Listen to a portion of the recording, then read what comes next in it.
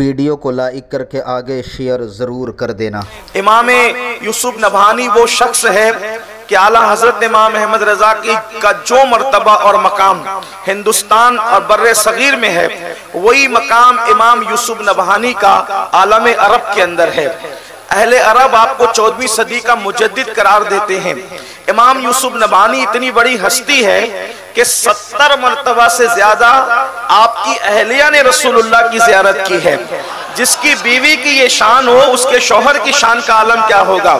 یہی امام یوسف نبہانی ہیں، جب بارگاہ رسالت میں جاتے تھے تو کبھی سنہری جالیوں کے سامنے کھڑے نہیں ہوئے، بلکہ ہمیشہ چوکھٹ پہ کھڑے رہتے تھے۔ لوگوں نے پوچھا سرکار آپ اتنے بڑے عالم ہیں، اتنے بڑے متقی پرہیزگار انسان ہیں، آپ چوکھٹ پہ کیوں کھڑے ہوتے ہیں، مواجہ پر کیوں نہیں آتے؟ تو ارشاد فرماتے ہیں کتوں کا کام دروازوں پر ہوتا ہے، گھر میں گھسنے کی اوقات نہیں ہوتی۔ ایسی شخصیت امام یوسف نبہانی۔ اب وہ اپنی کتاب سعادت الکونین میں لکھ رہے ہیں کہ اہل البیت کی فضیلت بیان کرنے کی شان کیا ہے۔ ایک شاعر تھا، اس شاعر نے ایک ہی شعر صرف اہل بیت کی شان میں لکھا، اہل بیت کی فضیلت میں لکھا، اور لکھنے کے بعد وہ شخص سو گیا۔ سوتا ہے تو کیا دیکھتا ہے؟ خواب کے اندر میدان محشر بپا ہے، اور میدان محشر بپا ہے، سب کا حساب ہو رہا ہے۔ ان جناب شاعر صاحب کا بھی حساب ہوا۔ اللہ کی طرف سے جو ہے وہ جب حساب ہوتا ہے تو پھر خدا کا منادی اعلان کرتا ہے اس شاعر کے اعمال اچھے نہیں ہیں، اس لیے اس کو جہنم میں منہ کے بل گھسیٹتے لے جاؤ۔ جیسے ہی عذاب کے فرشتوں نے اس کو جہنم کی طرف لے جانا چاہا تو اللہ رب العزت کی نگاہ کرم اس کی طرف متوجہ ہوئی، اور اللہ پاک نے ارشاد فرمایا اسے منہ کے بل گھسیٹتے ہوئے جہنم میں لے جاتے ہو، جبکہ اس نے ایک شعر میرے محبوب کی اہل بیت کی شان میں لکھا ہے۔ جس نے 2 مصرے محبوب کی شان میں لکھا، محبوب کی اہل بیت کی شان میں لکھا، وہ جہنم میں کیسے جا سکتا ہے؟ اس کے 2 مصروں کی وجہ سے ہم اسے جنت کا مسافر بناتے ہیں۔ اس کے اعمال نہیں دیکھے جائیں گے، اس نے میرے محبوب کی اہل بیت کی تعریف کی ہے، اس کے صدقے اس کے سارے گناہوں کو معاف کیا جاتا ہے اور اسے جنت کے راستے کا مسافر بنایا جاتا ہے۔ جب آنکھ کھلی خواب کا اثر تھا، اس کے بعد اللہ کی بارگاہ میں عہد کیا آج سے میں نے اپنا قلم نبی کی اولاد کی تعریف کے لیے وقف کر دیا ہے، جب بھی لکھوں گا تو نبی کی اولاد کی تعریف ہی لکھوں گا۔ اندازہ کریں جب 2 مصروں میں یہ حال ہے تو جو ساری زندگی نبی اور آل نبی کی محبت میں گزار دیں۔ اللہ اکبر۔ یہاں پر اہل علم بھی موجود ہے۔ ایک بات اور یاد آئی، امام یوسف نبہانی ہی نے لکھا ہے۔ اصل میں یہ ہوتا ہے، اللہ اکبر، بادشاہ لوگ جو ہوتے ہیں ان کے مکمل کردار کی آپ تائید نہیں کر سکتے۔ بادشاہ کتنا بھی نیک ہو، وہ اچھا کام بھی کرتا ہے، برا کام بھی کرتا ہے۔ اسی طرح سے ایک بادشاہ گزرا ہے جس کا نام تیمور لنگ ہے۔ تیمور لنگ کا نام کوئی نہیں جانتا، امام یوسف نبہانی نے اس کو لکھا ہے۔ اللہ اکبر۔ تیمور لنگ بادشاہ لوگ ہوتے ہیں، اس لیے کہ بادشاہوں کو سب کو لے کر کے چلنا پڑتا ہے، تو اچھے بھی کام کرتے ہیں، برے بھی کام کرتے ہیں۔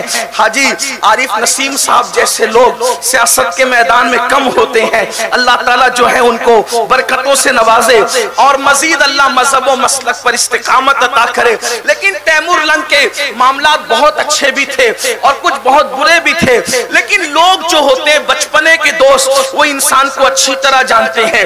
بیوی، ماں، باپ، بھائی، بچپن کا دوست، یہ انسان کے مکمل کردار سے واقف ہوتے ہیں۔ تیمور لنگ کا انتقال ہوا، موت کے بعد کسی نے دیکھا ایک تخت بچھا ہوا ہے، اللہ کے رسول اس تخت پر جلوگر ہیں۔ آپ توجہ فرمائیں، اہل البیت کی تعریف کا صلہ کیا ہے؟ اللہ اکبر۔ تیمور لنگ انتقال کے بعد کیا دیکھا گیا؟ اس کے بچپنے کے دوست نے دیکھا تخت بچھا ہوا ہے، اللہ کے رسول جلوگر ہے، اور حضور کے قدموں میں تیمور لنگ بیٹھا ہوا ہے۔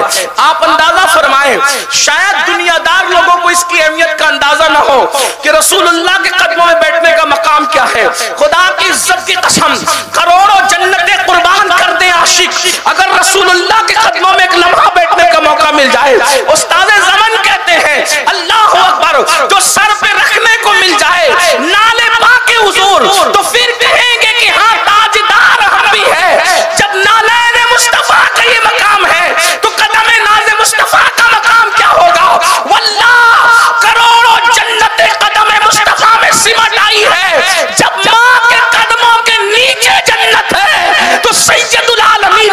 لنگوں کے مقام کا عالم کیا ہوگا.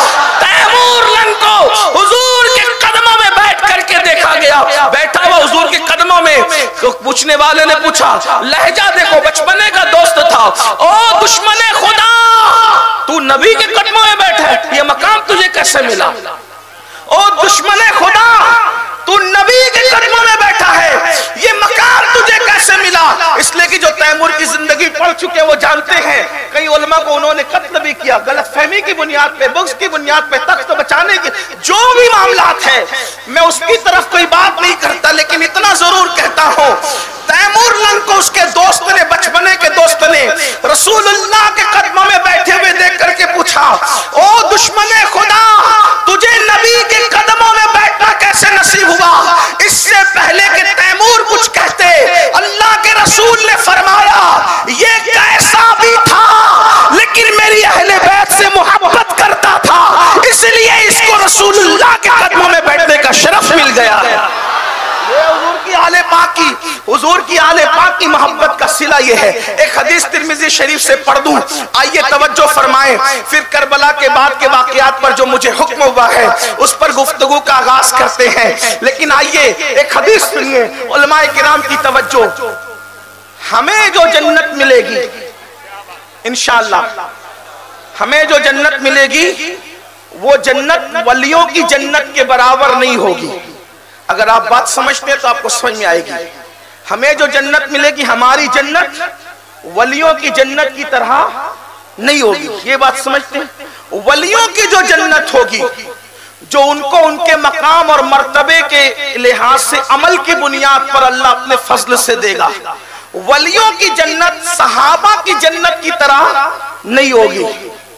ٹھیک, صحابہ کی جنت انبیاء کی جنت کی طرح نہیں ہوگی.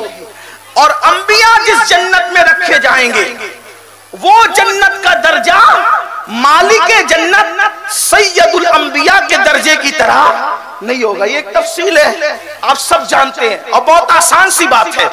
یعنی یوں ہی اگر کسی کو کسی کے, جیسے آپ نے نمازیں پڑھ لی, اللہ نے کرم فرمایا تو جو جنت آپ کو ملے گی, آپ کی کتنی نمازیں ہوں, کتنے ہی حج ہوں, آپ ولیوں کے برابر والے درجے میں نہیں پہنچ سکتے. یہ بات ہے, آپ کی کوئی نئی بات نہیں ہے, اور میں کوئی نئی بات کر بھی نہیں سکتا. کیوں؟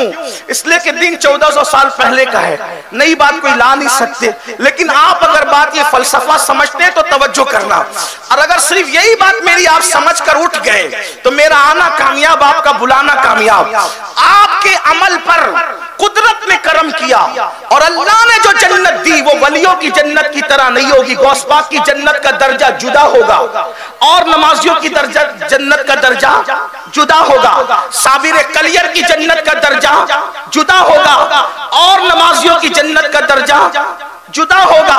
لیکن یہ سن لو, عوام کی جنت سے بہتر علماء کی جنت کا درجہ, علماء کی جنت سے بہتر, علماء کی جنت سے بہتر درجہ ولیوں کا, ولیوں کی جنت کا درجہ اس سے بہتر شہداء کا, شہداء کی جنت کے درجے سے بہتر صحابہ کا, ان سے بہتر درجہ, ان سے بہتر درجہ انبیاء کا, اور سب سے بہتر درجہ کس کا؟ سید الانبیاء کا. بلکہ ایک بات اور سمجھاؤں آسانی کے ساتھ, امام اہل سنت کو اگر آپ پڑھتے لکھتے تو آپ کو سمجھ میں آئے گا, یہ جو سب کی جنتیں ہیں, جو میری آپ کی, علماء کی, شہداء کی, ولیوں کی, یہ جو سب کی جنتیں ہیں, بلکہ صحابہ کو بھی لے لیں, ان سب کی جو جنتیں وہ کیا ہے؟ تو امام اہل سنت اس جنت کا ذکر کرتے کہتے ہیں وہ خلد جس میں اترے گی ابرار کی برات, وہ خلد جس میں اترے گی ابرار کی برات, ابرار کہتے ہیں نیک لوگوں کو, وہ خلد, خلد کہتے ہیں جنت کو, وہ خلد جس میں اترے گی ابرار کی برات, وہ خلد جس میں اترے گی ابرار کی برات. ادنا نچھاور, اعلیٰ نہیں, ادنا نچھاور, ادنا نچھاور اس میرے دولہا کے سر کی ہے. یعنی جس میں جنتی نیک لوگوں کی برات اترے گی, وہ جنت کون سی ہے؟ وہ میرے نبی کے سر کا اتارا ہوا صدقہ ہے. کیا ہے جنت؟ جس جنت کے لیے لوگ جنگلوں میں چلے کاٹتے ہیں, جس جنت کے لیے لوگ تہجد کی نمازیں پڑھتے ہیں, جس جنت کے لیے لوگ عرفات, منی,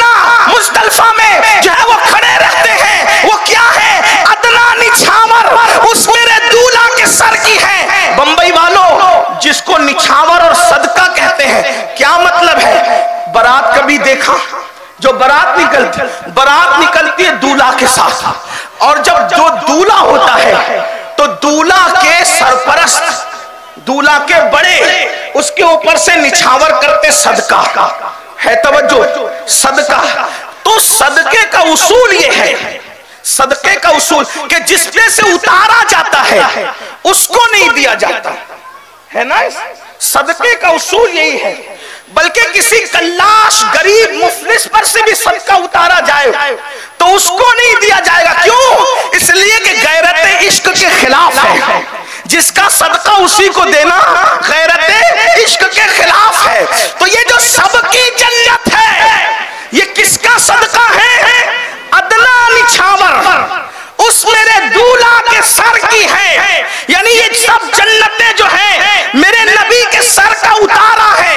تو جس کا اتارا ہوتا ہے اس کو نہیں دیا جاتا.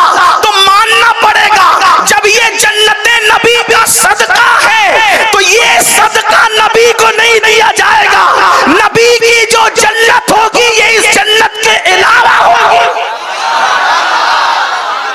نبی کی جو جنت ہوگی یہ اس جنت کے علاوہ ہوگی. اب اس جنت میں نہ حاجی جا سکے گا، نہ نمازی جا سکے گا، نہ شہید جا سکے گا، نہ مجاہد جا سکے گا.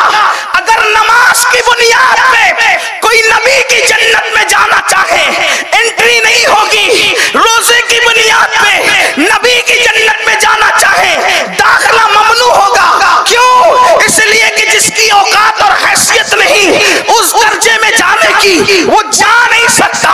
نماز پڑھ کے تمہیں اپنے درجے کی ملے گی، علماء کے درجے کی نہیں ملے گی. تو نبی تو دور کی بات ہے، سید الانبیاء تو دور کی بات ہے. لیکن بمبئی کے مسلمانوں سن لو، اللہ اکبر، بہت بڑی بات کہہ رہا ہوں مگر حدیث کی روشنی میں کہہ رہا ہوں. واللہ اپنے عمل کی بنیاد پر آپ علماء، اولیاء اور صحابہ کی جنت میں نہیں جا سکتے.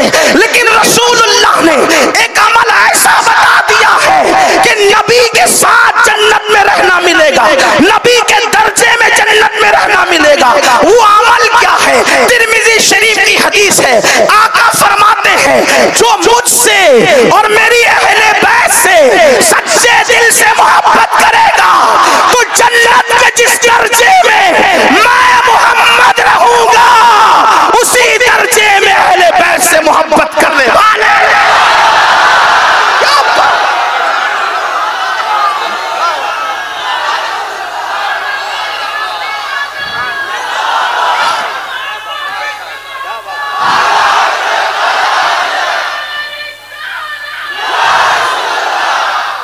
دوسری حدیث سنیں.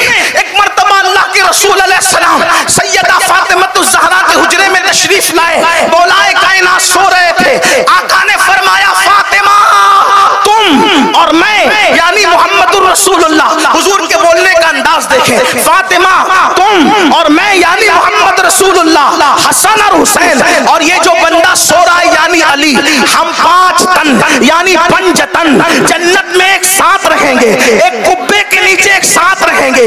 قربان جائیں رسول اللہ کا ساتھ 5 لوگ 4 لوگ اور ہوں گے 5 تن. سیدہ کریم باپ کی کریم شہزادی کو ماننے والے یاد آ گئے. عرض کی بابا ہم تو ایک ساتھ رہیں گے لیکن ہم سے محبت کرنے والے کہاں رہیں گے؟ آقا نے فرمایا بیٹی جہاں ہم رہیں گے محبت کرنے والے وہیں. اس سے پتا چلا کہ یہ اہل البیت کی محبت کوئی چھوٹی موٹی چیز نہیں ہے.